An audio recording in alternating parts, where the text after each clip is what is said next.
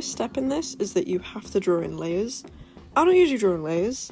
I was lucky that I did for this drawing because I wasn't going to animate it, but it saves you so much time. You just can puppeteer at that point.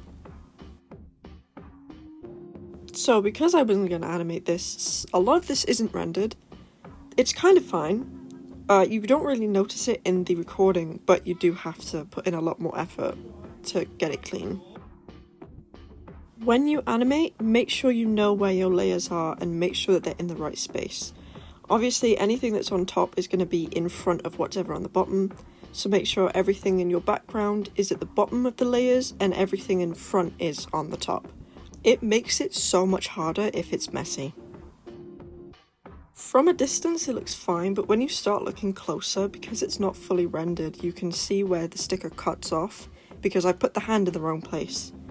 I wasn't lying when I said you need to put in a lot more effort to make sure that the fact that it isn't finished is not noticeable. Like, you can see the base in the eyeball there. That is bad. This little animation was made for an Instagram post. So, link is in the description. If you want to enter, go enter.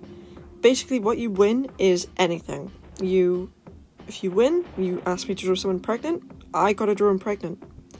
There are I think there's 17 people that have entered so far, so you have a pretty good chance of winning if you want some free, either nice or cursed art, up to you. For a simple animation, you can use the move and scale option.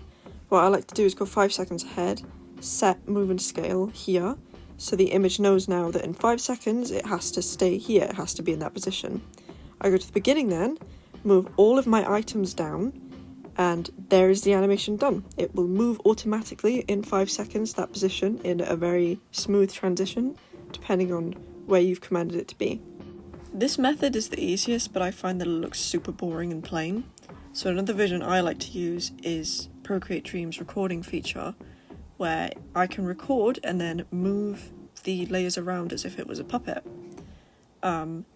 Really easy, but it is a little bit more difficult because you can see here I'm dragging everything down. I have to lift it all back up at the same time if I want it to fit and look right and not... I don't want you guys to see the base that I haven't rendered.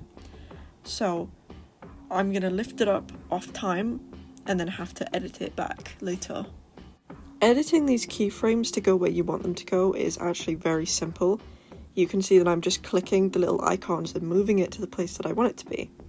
And it works great.